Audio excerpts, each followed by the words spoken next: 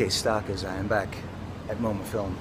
After the screening of King Hu's Legend of the Mountain, his 1979 magnum opus. I was about to say a martial arts epic. It's nothing of the kind, actually. It was very surprising. I expected to see a little more of what I've come to expect from him, what I've seen in Come Drink With Me and Dragon Inn, and last year's, not last year's, it came out in the 70s, but what I got to see at the film festival last year, which was what a lot of people consider his masterpiece, A Touch of Zen.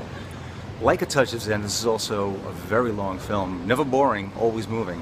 But there's a lot going on in the film, a lot of different styles are going on in the movie too. The one thing that wasn't in the movie that kind of surprised me was any kind of Hong Kong martial arts, any kind of Shaw Brothers influence, and there's no martial arts in the movie whatsoever. There is some wire work inspired by his love of the Beijing and the Peking opera. And again, he was the one who sort of infused the Peking opera style into the wuxia genre, so that we have all the wire work martial arts that we have, you know, in the last 40 years. But it's mostly a movie about it's a Chinese folktale. It's writ large over 3 hours, and there's a lot going on. Again, there's a lot of different styles going on. It's very poetic in some parts, very horror film in some other parts. But like I said, it's got a very languid, and I hope that's not, it doesn't sound like a put down.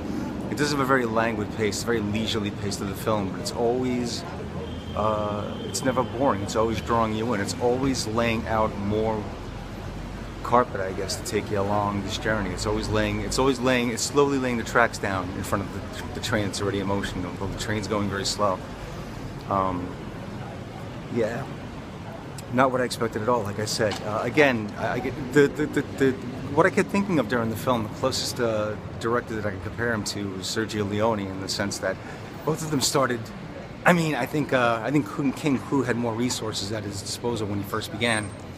Sergio Leone directed The Colossus of Rhodes, was his first film. His first proper Leone movie is, of course, A Fistful of Dollars, and he had a very low budget on that film. But while you can tell that there's a stylist about to emerge in A Fistful of Dollars, you can also see, you know, as King Hu first began, that there's more to him than just a wuxia martial arts film, that a larger style is about to emerge. And like, both men sort of mirror themselves in the sense that they both became more Baroque, I guess is the best way to put it. They took their time more, their films took more time to tell. Again, they were more leisurely paced, but the style became everything. The style was what was telling the story. I could see parallels between the careers of both men. I also appreciate the way King Hu did everything in camera. Like, he was a very successful director, so budgets weren't really a problem for him as he went on. And again, he could, you know, demand that his movies be 2.5, 3 hours, even more than 3 hours long, and exhibitors and the studios had to do it because he was such a successful, prominent director in his field. But most of the effects that he does on camera are, they harken back to earlier, like, experimental film effects from the 40s and the 50s and 60s, and you know, a lot of this stuff's in camera, so a lot of it's like smoke and lighting. A lot of it is you know, shaky cam. Like, you know, Star Trek fans get a kick out of his movies because there's a few, like, you know, earth-shattering moments in the movie, literally, and the camera just kind of like wobbles like this, like that. That's what it does. So, and he does have an eye for nature that's really unique and interesting.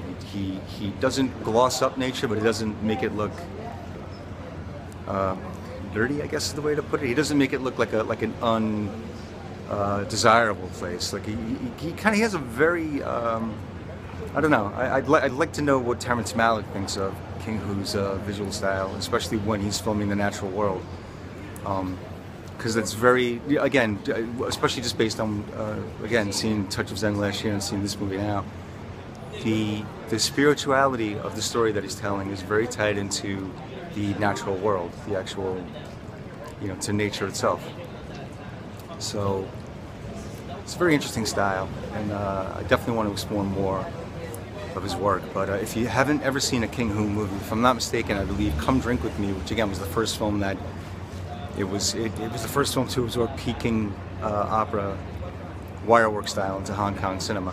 I believe it's still streaming on Netflix. If it's not, it's well worth seeking out, as is Dragon Inn, as is A Touch of Zen, like I said before, that's available on Criterion and a Blu-ray edition. And if you can get your hands on this one, I'm gonna have to chew this one over for a while because it was not what I was expecting, but it was a really, really enthralling and intriguing film. And it's gonna take you some time to think about it. But anyway, so that's tonight. King Hu's Legend of the Mountain just wrapped up. I will be back tomorrow. And like I said, tomorrow I got 2 on the menu. I got one of my favorite Robert Aldrich films of all time. He's one of my favorite filmmakers of all time. So The Emperor of the North is going to be screening tomorrow at 5:15. I'll be here for that. I'll give a little discussion. I'll probably be doing an intro to that movie and to Night of the Living Dead. I'm not going to get a chance in between probably the 2 films because the lag time in between is so brief. So I'll do a little intro about 4:45, 5 o'clock for Emperor of the North, and then Night of the Living Dead, and then afterwards I'll give my recap on everything. And it's going to be a magic day tomorrow. I can't wait. I can't wait because one of my favorite Aldrichs, like I said, and tomorrow we're going to get to see Night of the Living Dead for the first time in almost 40 years in the version originally intended. Like I said before, it was sitting in a steel box somewhere down in Reel 10 in Pittsburgh, and George Romero just decided maybe people want to see this now, so.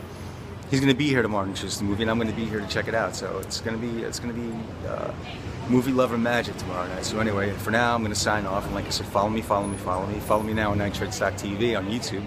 And I'm signing out for now. I'm going to take a quick nap. Be back here tomorrow. So this is Joseph Walsh. Joseph Walsh? This is Joseph Walsh from NitrateStock.net signing off and saying, as usual, stick with me, stockers.